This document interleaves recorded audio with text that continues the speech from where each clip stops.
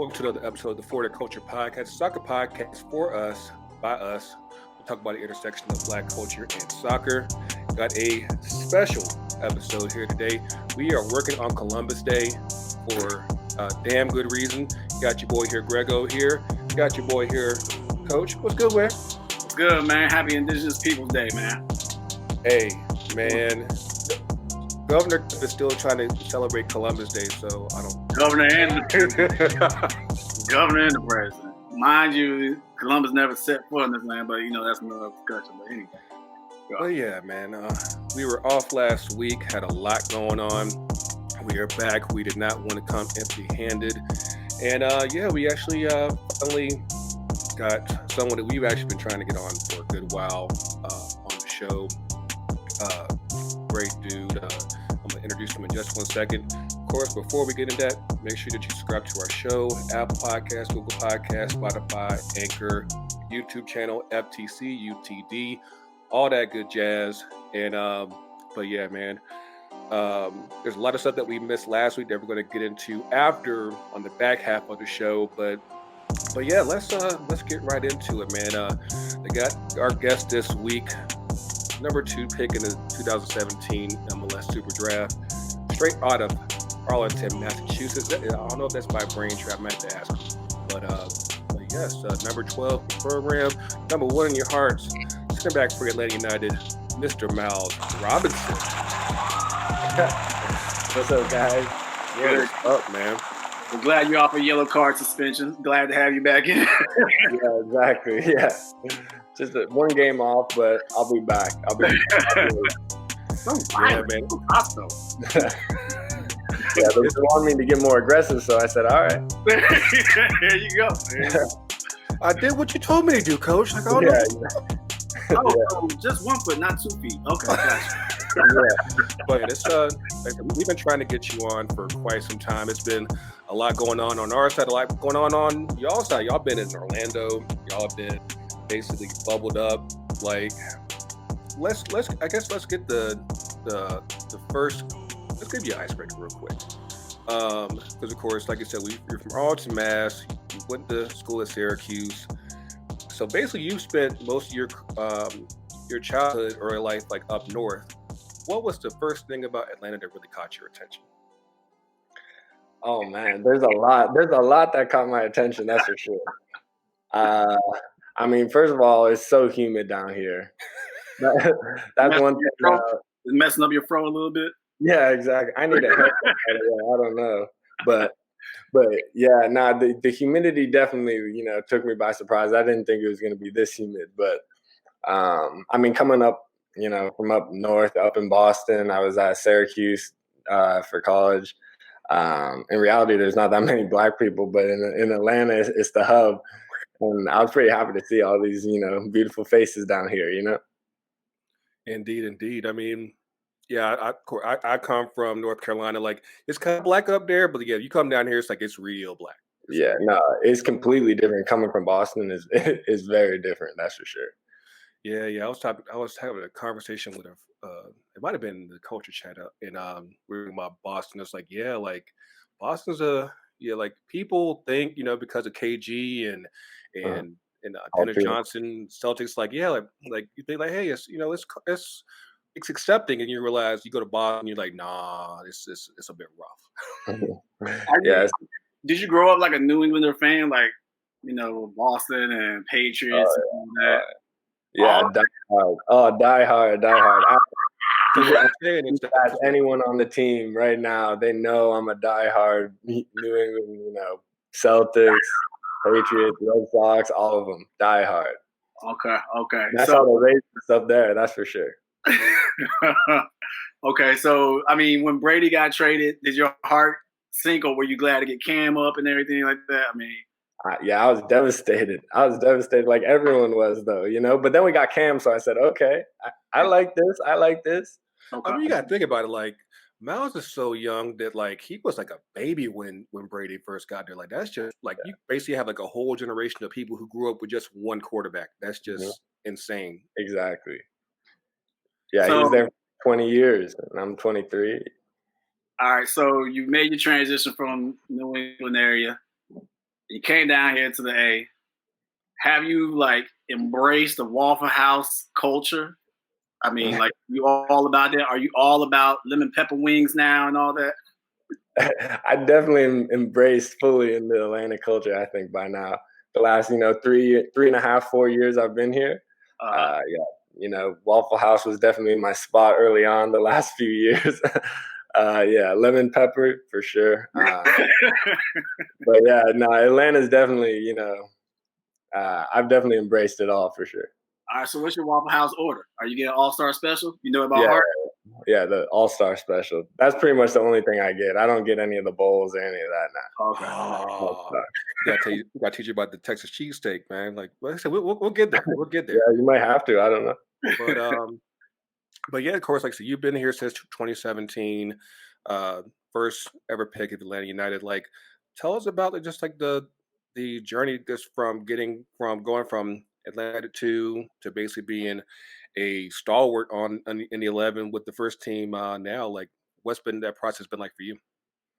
Yeah, I mean, coming from college, I played, two seasons in college. I got drafted when I was 19, second overall or whatever. But then that first season, we had a great team, great coaches, all that. But I didn't play a single minute. And that's a long year, especially when you don't have a second team. So I'm not getting much games. I, was loaned out to Charleston to play, I think, like 5 games over the course of a 10-month season. And that's coming from, Syracuse when you're playing all these games, you kind of got some type of hype around yourselves almost. So it was definitely tough that first year not being able to play. But looking back, I definitely learned so much, on the field, but off the field as well, what it takes to be a legitimate professional. Learn from all these veterans, that we had on our team. Uh, I got so much stronger mentally that time. So then I was coming into the second year. The year we eventually end up winning it all, I get some starts in. I, get one start in the playoffs against New York City FC. I remember that. And then I'm thinking, okay, yeah, I got some confidence after the ring and all that. After winning it all, it just built my confidence up even more, seeing what it takes to be on a team that is the best in this league, So what changed between that season and then last year when you basically became the starter next to LGP? I mean, obviously, what changed was a head coaching change, maybe a different mindset with the lead or the higher ups within the club, saying they want to give me a better chance on the field. But maybe it could be also a mindset change. It could be, this is my third year. This is my last year guaranteed on my contract. How am I going to do it? What am I going to do?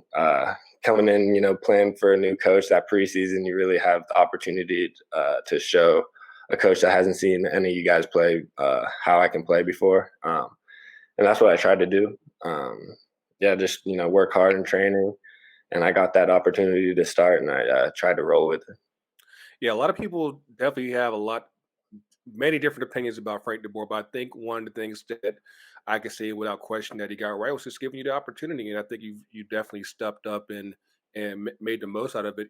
Regardless of everything that's kind of happened this year, when you have been healthy, it's been great. But yeah, I will say that the one thing I noticed, Miles, is like you said, the opportunity was given to you as far as like the playing time and more times on the field.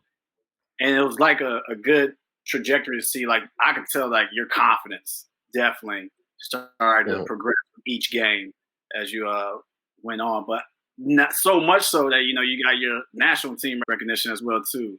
Can you speak about like now that like things are starting to shift for you as far as like, people knowing you as like, you're now looked upon as like, a central part of Atlanta United's defense now and everything. How's that shift in confidence for you? Yeah, I mean, especially coming off as a center back, and when you're young, I think confidence is a big aspect of your game. I think the more confidence you have to go out there and actually prove what you can do, the better your performances are going to be. And I think the first few years of me here, I definitely didn't have great confidence. But that comes you get your confidence from playing games, from training every day. And once I finally got some games, I could get that confidence. And then the national team appearances got made my confidence even skyrocket from there. So confidence is a major part, and I'm happy and grateful for all of that. I have a follow-up question with this. Like, we talked about it in a previous episode as far as like the national team, and I know a lot of the guys who are making waves of some of the guys you played with in the past or whatever. Do you think what's percolating right now with the national team, like this might be something special as far as all the talented players that are within your cohort? Yeah, for sure. I mean, if you look at all the young players that have, proved themselves already at some of the highest levels in the world, you have to have faith in, the national team in the future. I mean, you guys already know all the big names, but these guys are the real deal, and they've proved that they're the real deal. And, it's just a matter of when, we can get all those guys back together playing.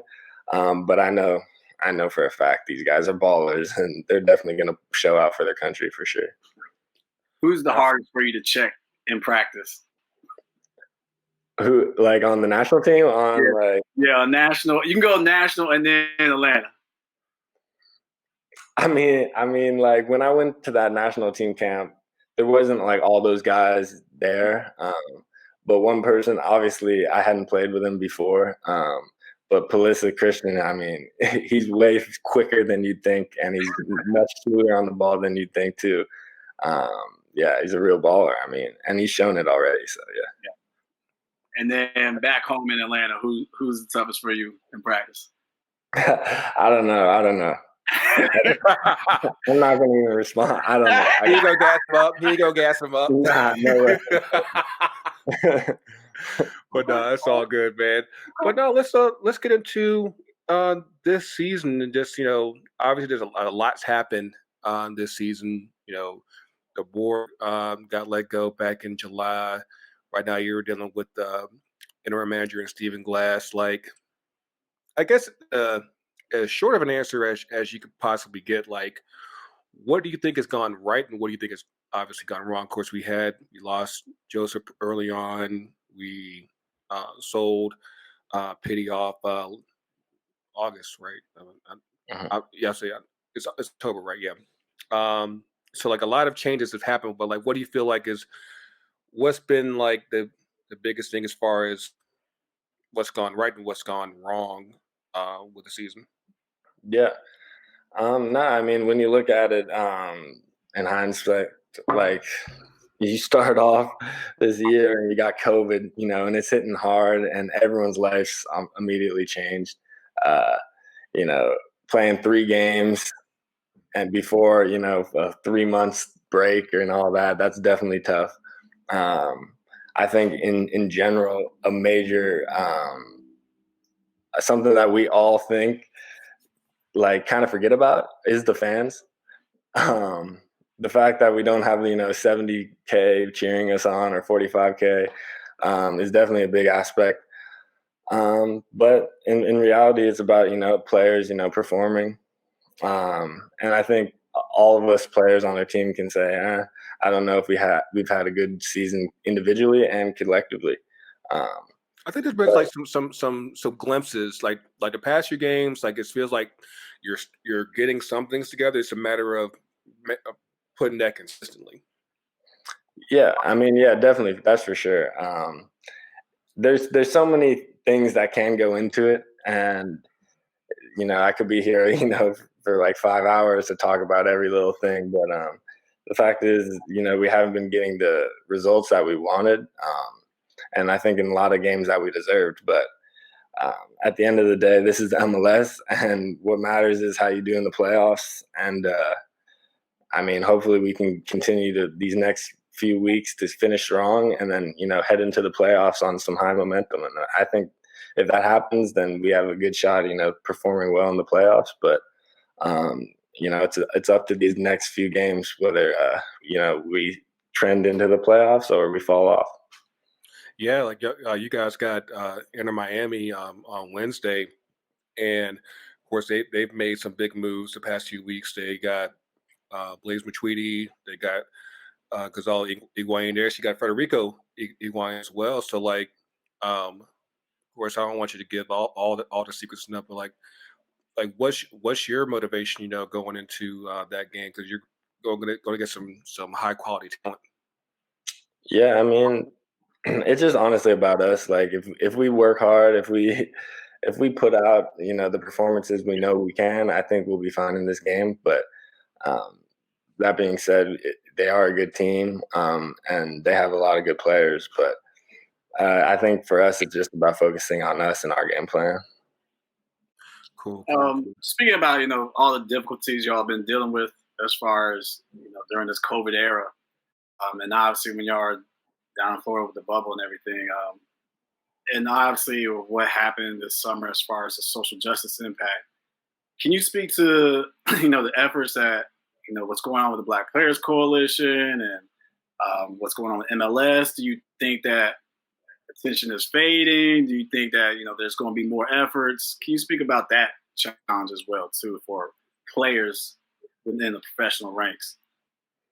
Yeah, I mean, obviously the start of the Black Players for Change has been big. I don't know if you guys saw, but there was a video that was with the NBA players, and that was done in the bubble when we were there with them. But yeah, obviously this group has done so much well already for Black people across the country. They've made some small pitches. I don't know if you've seen those. That they just released one in New Jersey, I think it was. Yeah. But it's stuff like this that has to continue to happen for people to actually continue to talk about it. And it's up for the Black Players for Change to keep talking about it and keep trying to develop these mini pitches and trying to do all they can to keep this momentum going. Was the Black Players Coalition, was that something that just was the idea for that just started this year? Like what was what kind of went into the making of that? Yeah, so I think there's about 10 panel members of the Black Players for Change, and the leader is Justin Morrow in Toronto, and him and I think a few others had the idea prior to all that's happened with George Floyd, but that I think sparked the momentum to keep going and to actually create the group. And once the group had their founding members, it was about organizing pretty much all the Black players in the league to try to be a part of this organization. And I think it's worked out well. And the fact that we were all in Orlando, I think the organizational aspects of it all came together well. Yeah, I think that was huge because typically, I think we talked about this back when the games first got started. It's not often when you get everybody all together all at one time. It's that never happens because everyone's just traveling all over the place. It's just impossible. But just to have everyone there to make that statement all at one time, that was huge. Of course, I got the shirt from that everybody was wearing in Orlando, and that was a pretty big thing. What's next on the agenda for the Black Players for Change? I mean, honestly, there's a lot on the agenda in terms of hiring coaches within the league, within the academies that are Black. Continuing the progress with these mini pitches, things like that is always on the panel. In terms of the panel members, they're handling a lot of the legitimate executive work in terms of what's next and all of that. But it's up to us players who are also a part of the organization to spread the word and spread their ideas. Indeed. I gotta talk on that a little bit. We working with Soccer in the Streets here in Atlanta. We are working currently with Sean Johnson because he's a hometown player from Lilburn, and so we're working with his people along with Musco and United Soccer Foundation as far as one of those mini pitches here in the Atlanta metro area. Technically, it won't be Atlanta, but suburbs of Yeah. Those pitches are definitely great. Yeah. Sometimes I swear they're locked, and I'm like, I don't know if these pitches should be locked. No discussion again. No, it's definitely a good movement, and obviously we've been watching very closely as far as just like how they've grown just in a short amount of time, and I'm hoping that everything continues to move forward, and because there's definitely a lot, especially within American pro soccer, that can definitely be better as far as black players, black coaches, and obviously for the kids as well, because of course the cycle keeps going. So, but yeah, man. See, I know you're short for time. So let's. I want to get into some fan questions for our man, Miles Robinson. Let's get up in this real quick. Got one from Jared Hayes. Is there any player in to a coaching search? If so, is there a fight for a black coach to lead the team? Going right into what we were just talking about. Oh, yeah. Like, do I have a voice and all that? You might have the juice, man. Like, we don't know, man. Yeah, I mean, I don't know if I have the juice yet. Maybe one day I'll have the juice, but personally, right now, after my second season actually starting, I don't think I have the juice.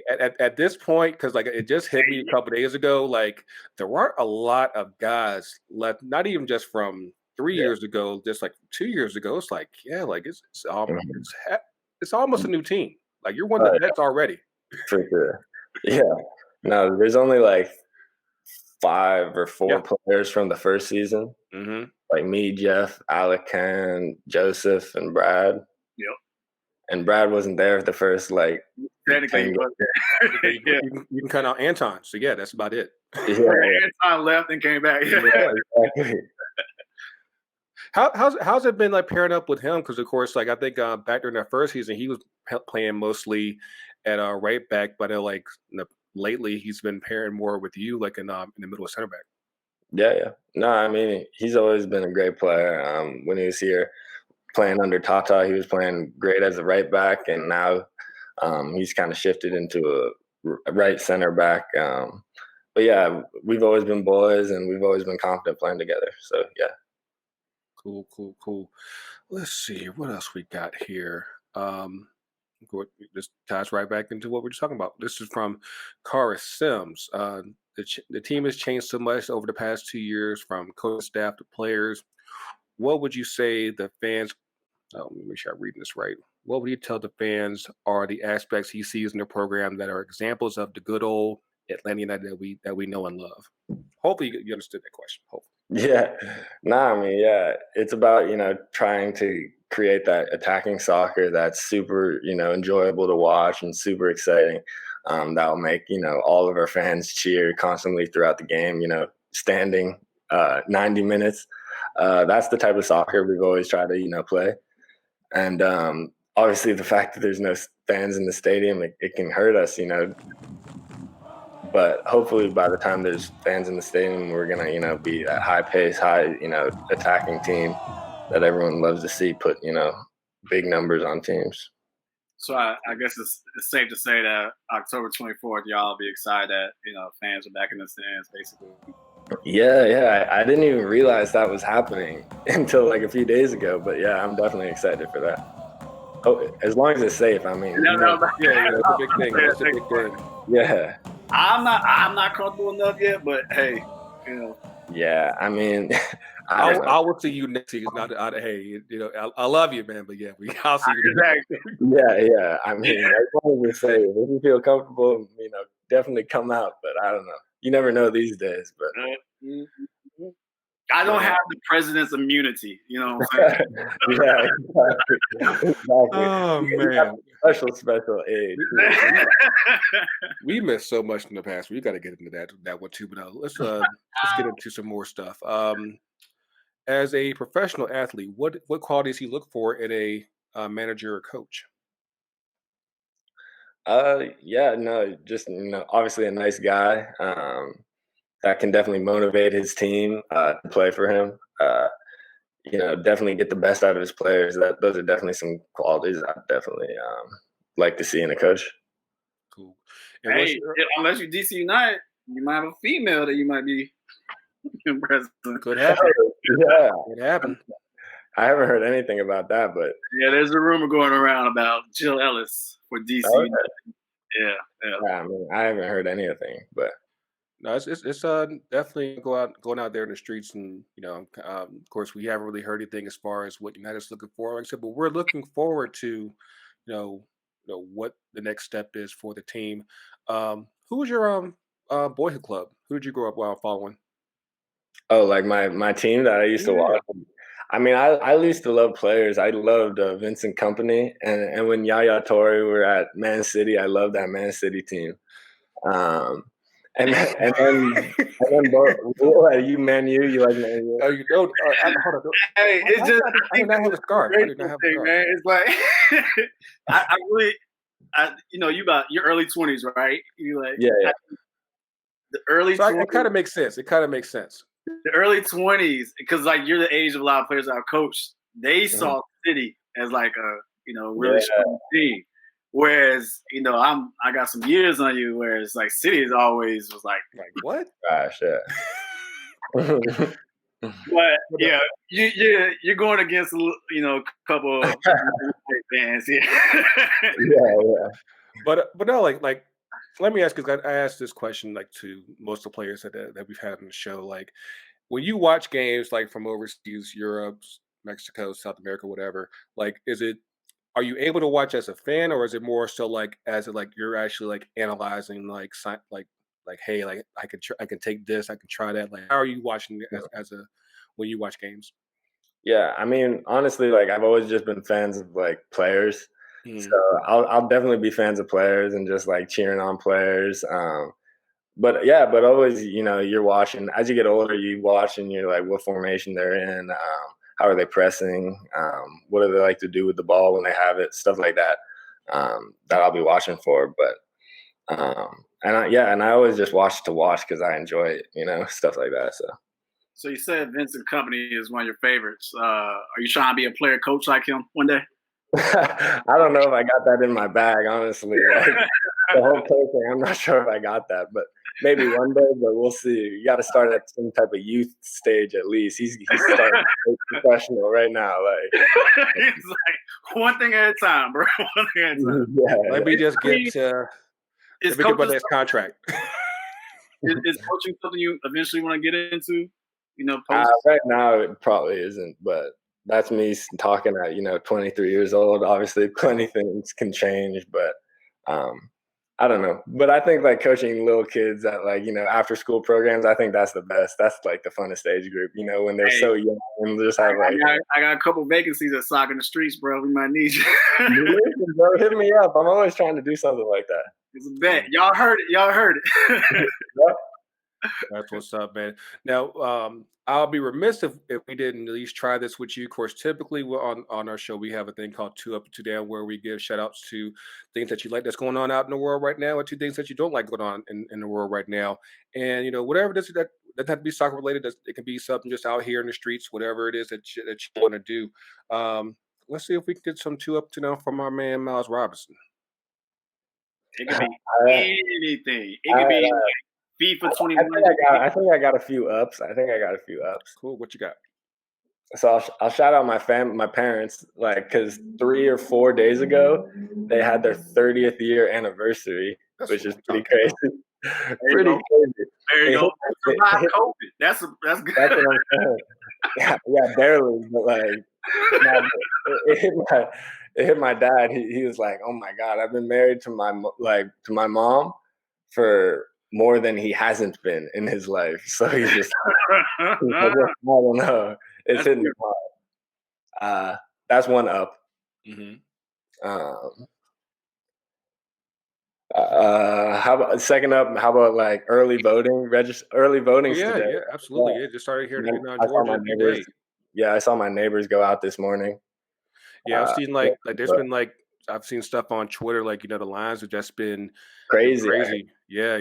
Like I'm encouraged to the fact that people out here committed to waiting it out, because obviously the weather was kind of shitty over the weekend, and and people weren't sure like how things going to be today, but like the weather's been good, and for those of you who are out there, just make sure if the line's long, have something to eat, grab a chair, just wait the process. Like I said, we all need to get our voices out there. So definitely, yeah.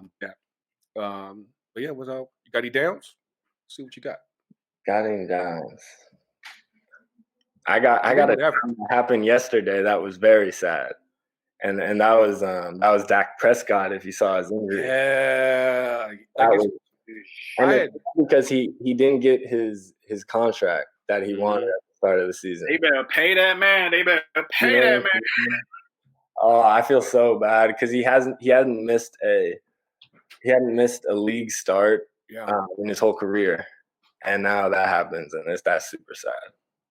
And I'm not going to claim to be anybody's representative, but we do have a very talented center back at Atlanta United that's in the last year of his contract. So if United wants to go ahead and sign him, go ahead and get that bag. Yeah. I haven't thrown a football really. I heard about the basketball skills. I heard. I can play basketball. Nice. Yeah. I can play back in the day. I know. Tony was reading about it. He's like, he's like, you gotta put that in chest. 21, Connor, 21, man. Skunk. That's disrespectful. Hey, don't let me start with the ball. Which one of y'all are taking Caruso's spot in the Lakers? That's all I want to know. Hey, I'm balling like him, so it's obviously me. It's me. Come on, I could be up, Jimmy, but no, I'm kidding. No chance, Jimmy. Oh no, I read the article in MLS Soccer. Like, who did say that you could probably ball up in the league right now? It's like, it's like it's not like I saw the highlights up in Massachusetts. Like, it's like, okay, I see you. I see you. Okay, I'm curious with that. Nah, I don't know. I played basketball and soccer my whole life, and I always thought it was weird when I saw traditional soccer players play basketball. Mm-hmm. Is there anybody in the league that you know of that can hoop? I know Jurgen Klinsmann, like Klinsmann's. Jonathan Klinsmann. Sorry, Jurgen Klinsmann's son, though. Okay, Jonathan, he's like 6'5", and I've seen him ball, and he's a baller. Yeah, he gets up too. Yeah. Huh. That's the only person I can actually have seen play basketball. Everyone's always talking their game, but I've actually seen him play, and he's pretty good. Cool. Don't tell Lagos, but that's okay. Lagos will be talking all this, and he has no game for sure. Oh God! But no, man, we told you we get Lagos up with the show somehow. But man, I know you got to run, man. I know you got the game on Wednesday. Of course, it was great to have you on the show, man. Of course, let people know if they don't know already, how can they find you on the socials? At _Miles Robinson _. Cool. Yeah. But yeah, man, of course, keep doing your thing. Like I heard, the U.S. is about to start playing again next month, so I'm hoping that we see you on the Stars and Stripes next month. But yeah, man, we, as always, stay blessed. Keep up the great work. We're watching. I said, I'll see you next year. But you keep doing your thing. Stay safe and everything. Okay. Yeah, guys. Thanks for having me. For sure, this was dope. Thanks for being on. This was dope for sure. Cool. I'll take it easy. All right, peace, guys. Thanks to Miles to coming on to the trap and chopping it up with us. Again, I just want to make a quick shout out to Skate. She used to be with Atlanta United, and also with Justin with the media team for getting this done. Because like I said, we've been trying to get this done for quite some time, and just trying to bounce between injuries and COVID and Orlando. I'm glad that we were finally able to get this taken out. We're going to play a quick bill. We'll be back on the flip side. Like I said, we got a little bit to catch up on. Because like I said, we were out last week, but we will be right back.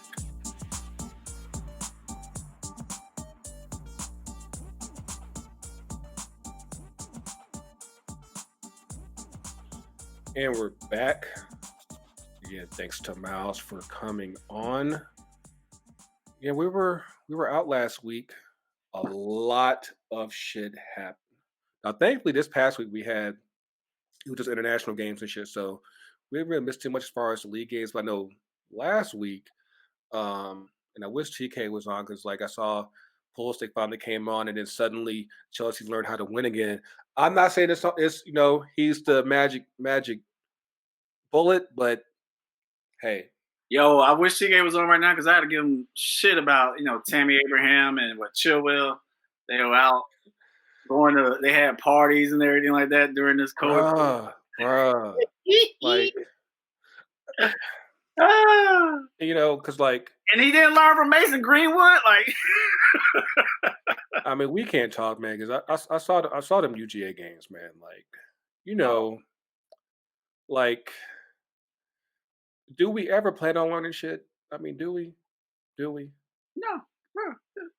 Because first of all, This thing, if that's 20%, I dang. got And did you see how full it was? That bruh, was 20%. That was there's like no 100%. That was not 20%. I'm like, you pushing about 40, maybe 50. That was 20%. You doing it. And people just out here willy nilly talking, wearing no mask, and then the UGA president was like, ESPN showed us in a bad light because you had the camera angles and everything. Like, no, your people weren't wearing masks. That's on y'all. Are you surprised, Greg? Are you surprised? No, of course not. All right, it's in Georgia, man. Come on now. There's a reason why, yeah, I'm gonna get into it a little bit. Like, there's some place in Georgia, like I'm basically a to work and to home guy at this point. Like I've gone to the mall twice in the last 6 months, and yeah, that's like if it's not to like Publix or maybe Walmart, that's about it. And like I people out here just living too recklessly, way too reckless. That's why I'm still here, man. I ain't going anywhere But, unless you're immune like our president. But oh God! So our fearless leader, he got COVID, man. Well, he won't say if he still has it or not because he won't take no damn tests. He just said, "Hey, I'm gonna just go ahead and be out here on the road and shit," and not knowing, whether or not he's cured, whether or not he's a little contagious. I'm like, you're an old fat man who, caught COVID from somewhere in the White House, and spreader event, Rose Garden, but then you want to be out here talking about Regeneron cured me, and but you won't get tested. Hey man, I hope when I get sick, I have a helicopter to airlift me to the hospital. I hope. God. I mean, it's crazy to me that you, after all these months of saying, "Hey, it's no big deal. It's no big deal," you finally catch it, and I just don't understand what the messaging is which behind not getting tested and not just basically confirming that, hey, I had it, I quarantined for a week and a half, and now I'm good. Like, prove that shit. Wait, like, he did not quarantine for a week and a half. That yeah, that's what allegedly. Allegedly. Exactly. If you can see us on YouTube, I got all the air quotes all day for that one. Like, no. And then, like, during the vice president fly, so I have this theory now that Pence wears a wig, like, because one, he did not feel it. He didn't try to like swat at it. He just, just calmly, like a mannequin, just kept on talking and kept on talking. And I was like, it does not move. That's for sure. It does not move. Oh, like the fact that the fly didn't move much at all, like it pretty much landed, stayed in one spot. I feel like I don't know if you saw it starting that live this past weekend, but it's like I felt like did the fly just get stuck on there? Because like he basically was working for about 2 minutes trying to get off. Grego, I just want to say that I'm glad you brought that up. Mm-hmm. In regards to the fly, it reminds me that the Democrats support Antifa this whole time. Bro, did you see so much misdirection going on? Oh, it's like the annexation of Puerto Rico, man. Like, bruh, like, yo, like, Misdirection game. and then of course, shout out to your girl. Shout out to the Kamala. I mean, now she did her little. I mean, You know what I'm saying? They politicians. if you are in a relationship or you have several, black women in your family, you know about at least 80% of the looks that she gave, at least. Did you see Fox News? They tried, like, that's the thing that they were focusing on. It was like, and all her unprofessional, vice presidential looks and head nods and side eyes. Like, that's what we focusing on. Again, this is just like when Obama was in suit. That's what we worried about. Instead of actual policies and decisions that have killed Americans and endangered and taken people's jobs away and everything. Minus that. But we worried about But I mean, they were all deserved though, so Absolutely. Like I know what you're mad at when the shit. I want Kamala to look at Boris Johnson and be like, "Yo, you talking about?" No, the one was like, like, and there's one looking there. I was like, I could just tell because Pence was talking, and it's like she just had like this like internally screaming face. It was like, this bullshit. I really want, like, if she had like slipped and lost all, presidential decorum as far as like, I wish she's like, no, this motherfucker didn't. Yeah. I was waiting. I was hoping if she did that, man, I swear to God. We didn't record last week, so we didn't really get a chance to talk about the first presidential election, like, because that's basically what Biden wanted to do. Is like, this bitch here, like. But yeah, I think that Pence exposed himself as a dark member of the Sith because with that damn eye. But the whole man. When it first started happening, I was like, "Oh, what is wrong with his eye? He got some doo doo in his eye. He got some doo doo in his eye. Got that ooh wee. Got that ooh wee. He just tried to play it off. I was like, okay, I see you, champ. But there was one thing that I wanted to get on to from last week that we did miss. Out in San Diego, there was an incident down in the USL Championship. San Diego Loyal, that's the team that Landon Donovan both owns and coaches. There was an incident against Phoenix Rising aboard Lagos' team. Basically where a member of their team shouted out a gay slur to a player on San Diego who actually is openly gay, Colin Martin, and Landon Donovan basically he did what we wish so many people would do and just said, fuck it, we out. And I say if it's not one of my ups, but it deserves to be an up, and good on him. Good on him for calling out that bullshit because the Phoenix coach was just that the way he handled it was like, hey, it's just soccer, man. Like, it is what it is. I'm like, no. Like, if you were actively trying to eradicate that type of behavior from the game, you don't tolerate that shit. It's just simple as that. Nah, it's complete bullshit, and like, definitely props to Landon squad to, making moves to when something is not right within the game. It's too many times we've seen it as far as, when it goes to race stuff, as far as what happens in the game. Too many times you see, like, if one player were to walk off and you see all the players ushering and say, no, come back, and no, let's finish it out. We didn't see that in this type of scenario. And so props to the San Diego squad for doing that. We got to stand up and get that shit out the game. Same thing where, I hate to say it, but a lot of our, Central and South American brothers and sisters still yelling something when a goal kick happens. That shit needs to be taken out of the game too. I've been said that there's no room for that every time a goal kick is taken. That people are still saying, and then I hear so many people say, "Oh, it's a part of the game." Nah, that's bullshit. That is complete bullshit. There's no place for that within our game, and like seriously, y'all need to upgrade your software. Like, good God.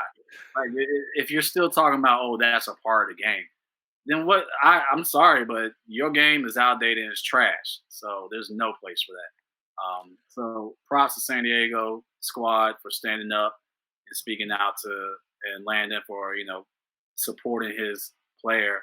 And I hope that other teams and players are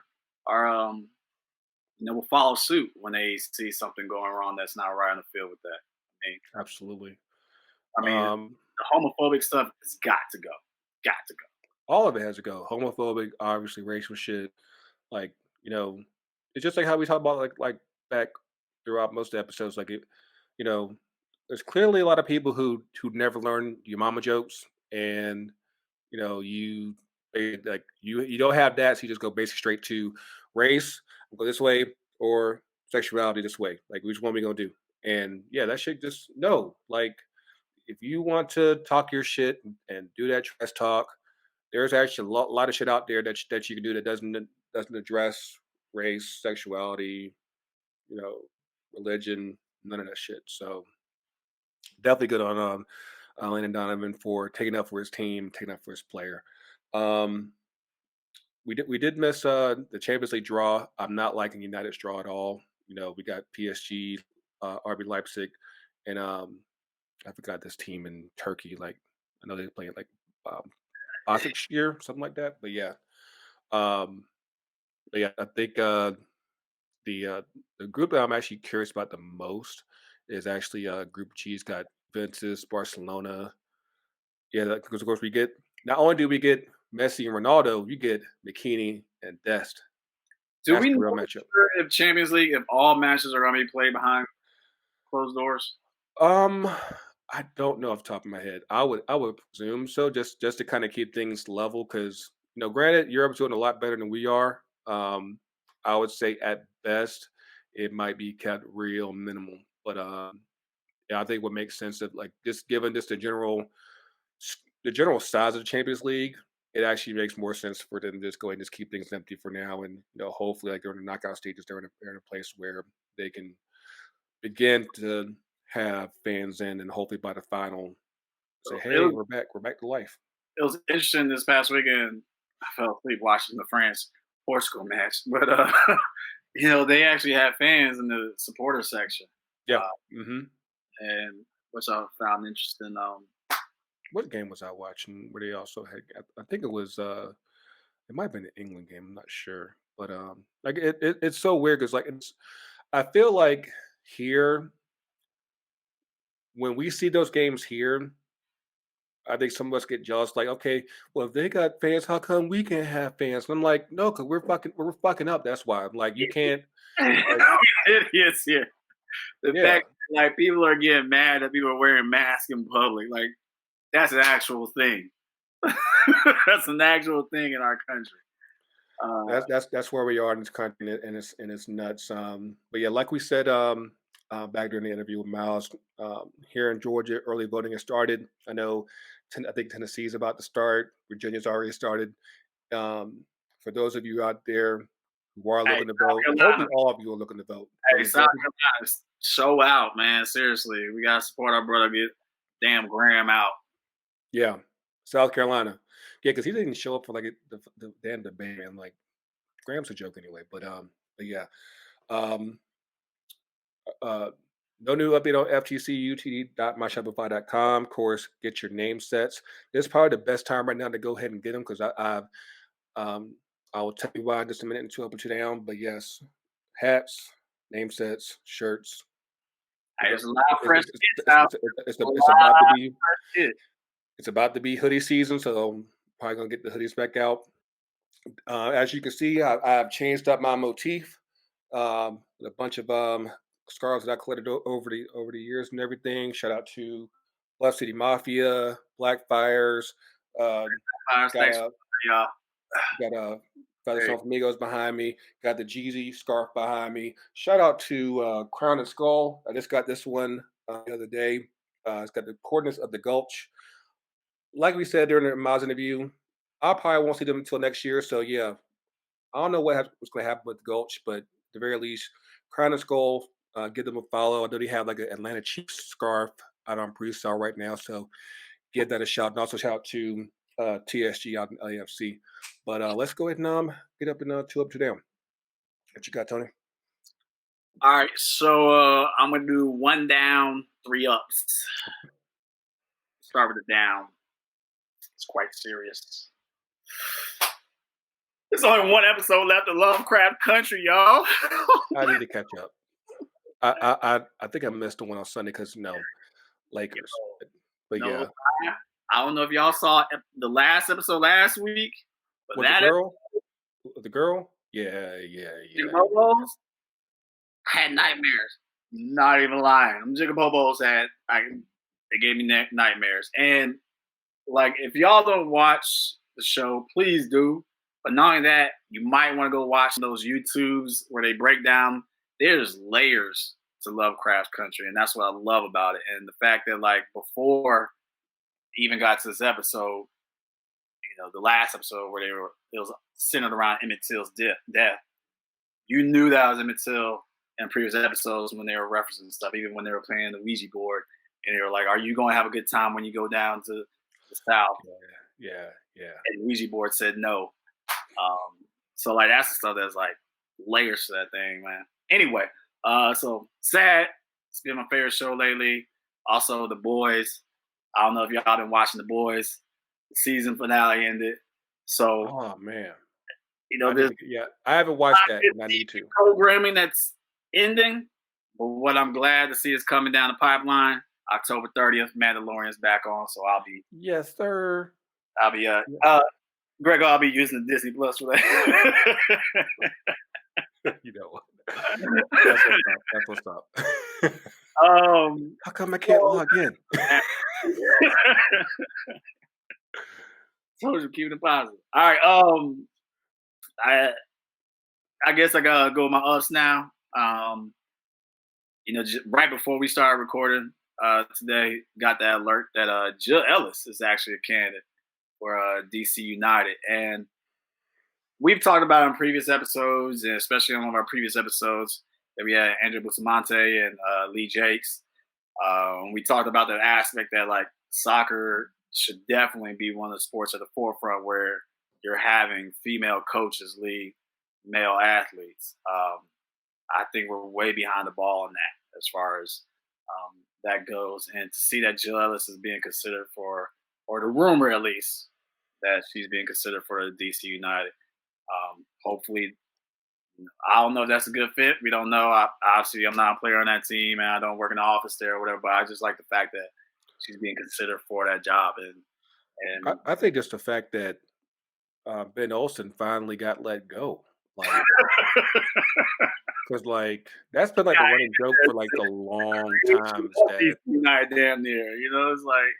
And that's the dope thing about it is that, you do have a guy that's basically spent the last 23, almost 25 years with one team.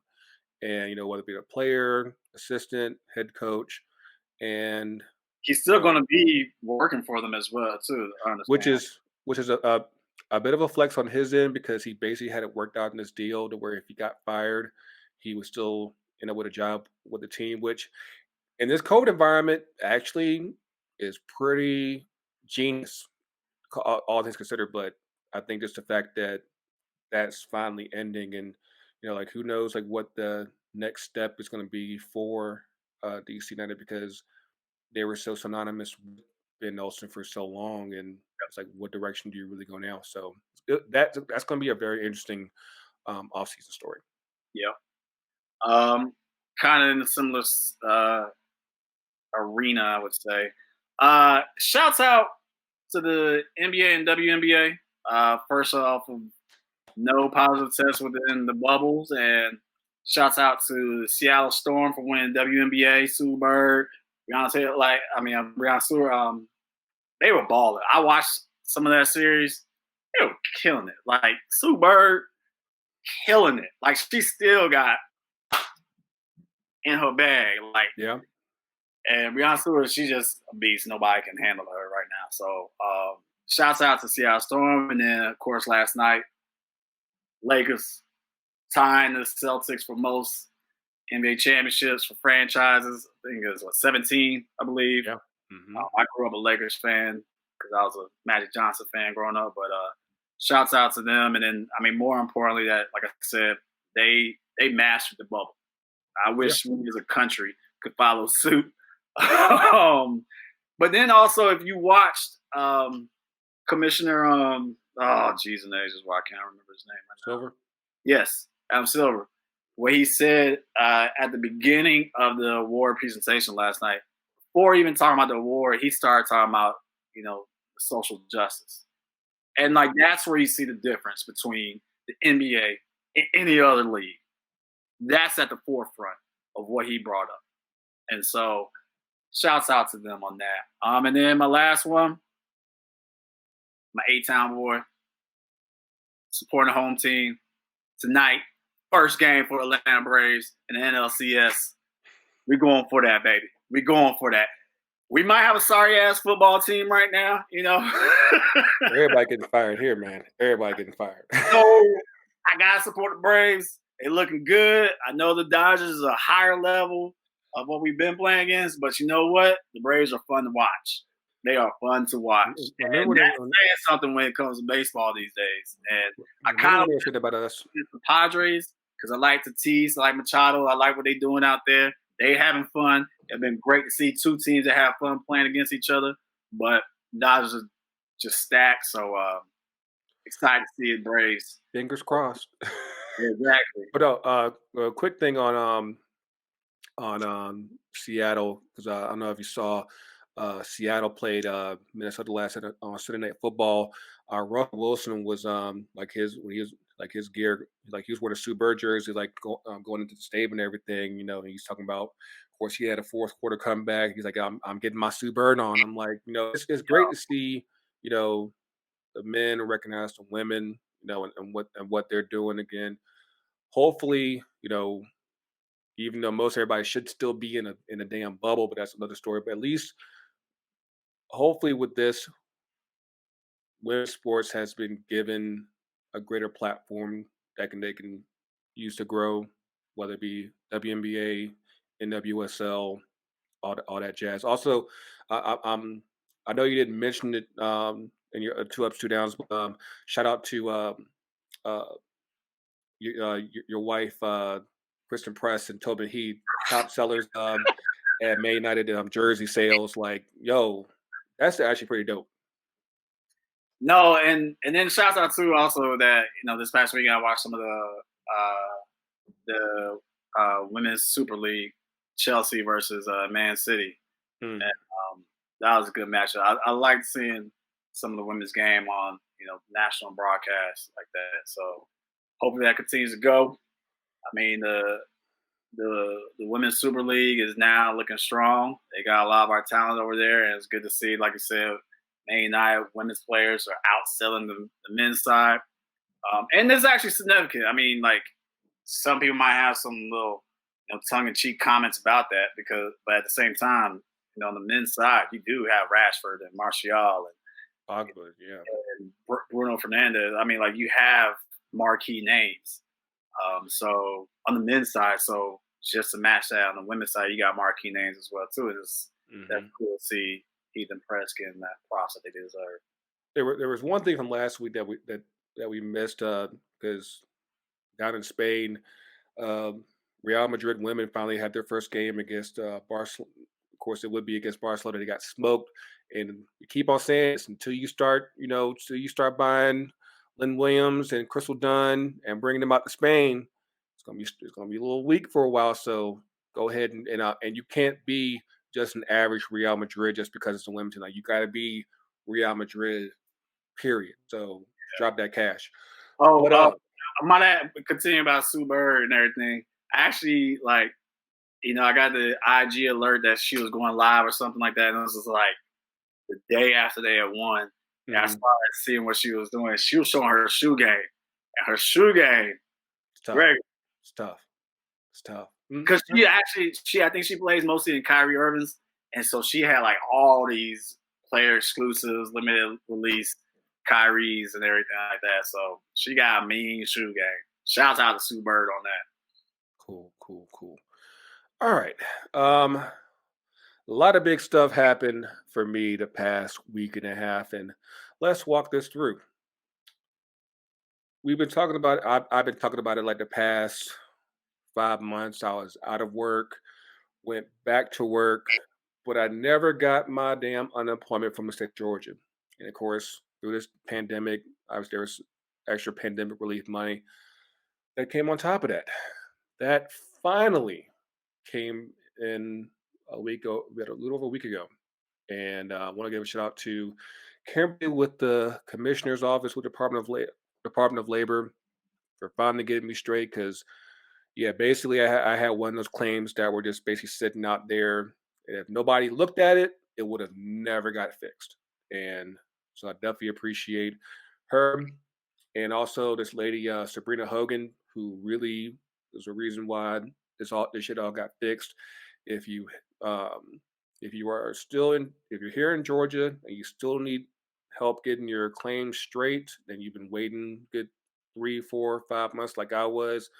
Hit her up on Twitter. She's at Sabrina Hogan. You can see her because she's marked as feisty heifer like the cow. Yes, yeah. But yeah, she gets shit done. So definitely a big thank you for her. And because of that, I am finally mobile again. I am on the road. I am driving. I went down to the coach's crib over the weekend. He didn't know it, but I had to drop something off. Hey, he didn't call before he came. That's the reason why. Hey, I don't break the rules, man. I don't break the rules. So, but yeah, I had to drop off a little gift for him and everything. But yeah, man, I'm finally back up running. That helps me out. That helps, you guys out. That buy merch, so that way I can get back and forth and pick up shit. Definitely. Yeah, I've definitely found myself just driving around just because, and but uh, but yeah, that's it's good to finally have that chapter resolved, and yeah, um, I can't be more happy. I got a Equinox. It's pretty nice. I'm pushing real nice, man. Pushing real nice, That man just drive around for no reason now. bro. So You asking for gas money too, huh? shut up. Oh man, that's Wow, days. Hank, I tell you that. Bro, like I drove out to the loop back north of the wall on Saturday, and yes, Saturday, and yeah, I was like, yeah, I might have to make this a big thing because granted, the Equinox is good on gas, but yeah, like you could, like, of course, you're close, you come into the city, it's like 205, 210. That's like, yeah, let me go back out to the county. Hey, go hybrid, man. Y'all can laugh I, at I I almost did, and I was just too worried my big ass would not fit. I'm dead ass. I was about this close, and I couldn't do it, man. I couldn't do it. But yeah, what I got is nice, man. I'm definitely happy that I'm back on the road and everything. Second up, the Hawks. Nobody's talking about them right now, but they just dropped their city uniforms, a dedication to Martin Luther King. I who? have MLK, Who? MLK, Martin Luther King Jr. Okay. You lying. You ain't never met no Martin Luther King Jr. No, you did not. Yes, I did. But yeah, like that's it's a super dope jersey. Like I've never wanted a Hawks jersey before in my life, and I was like, yeah, like as soon as I got the email, and I was like, yeah, I'm pre-ordering. Like it's pretty dope. Like it's in alpha cover colors, black and gold. It's a really dope look, and yeah, I'm actually looking forward to when those actually drop. And now that I actually have some money, I could actually buy one. So yeah, shout out to the Hawks on that one. I got one down. Hey, I just got to say, Hawks, y'all need to give the culture some personalized jerseys. I see all these other jerseys being thrown around, these other moguls, and Well, don't be like Jamal Anderson and just get mad because you ain't never get a jersey from the Falcons, man. Don't be like him. that's We gonna be that bad with it. I think that's the Facebook stats. It's complicated. I think that's what that is. Oh man, I do got one serious down. I needed to just bring it down real quick because I got my down is for me. Um, sometimes you shoot your shot online and things don't go the way you plan. And apparently, I started some drama that I didn't mean to cause with um, our friends over at Banter Pub, and that was petty on my end, and I need to do better.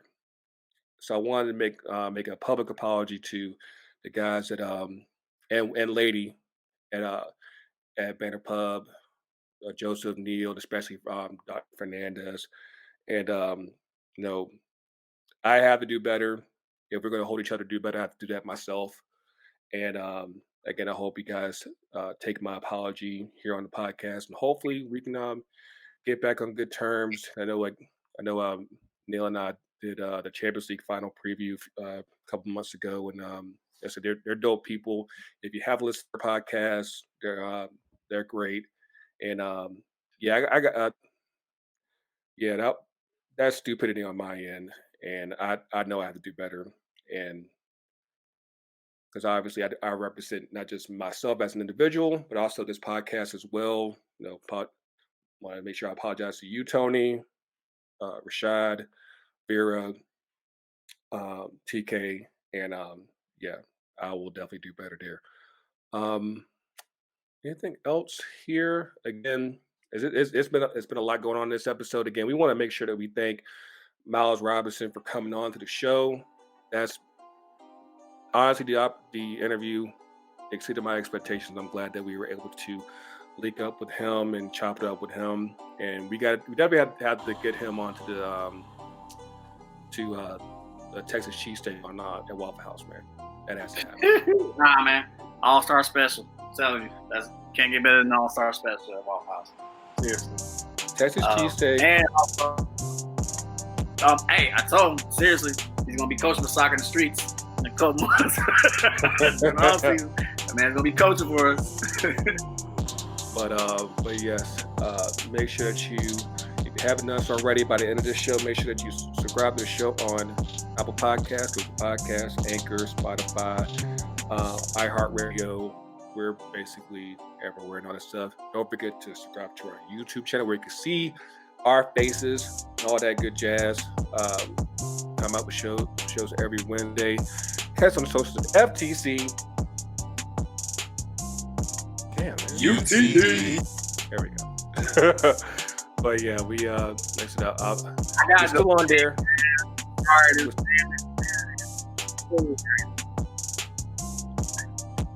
I think you like a little bit what happened. But yes, we will definitely be better behavior on the socials. But the smoke is still available if it need be. But yeah, because I saw some stuff with Sacktown FC and plastics that I'm trying to stay clear of that and let that resolve after this. But yeah, it's been a great show. Next week we'll try to find someone that's nearly as big as Ralph. I don't know how we top that one for now. But yeah, man, it's been a dope show. You got any closing thoughts, dear coach? He's speechless. I don't know if you can hear me because my Wi-Fi is a little unstable right now, but I'm out. I ain't got nothing to say. Cool. Hey, wrap that shit home. Wrap that shit up, homie. Yeah, but for Coach, for Rashad, for TK, this is Grego. Coach is real, the coach is everywhere. We will see y'all soon, and we out.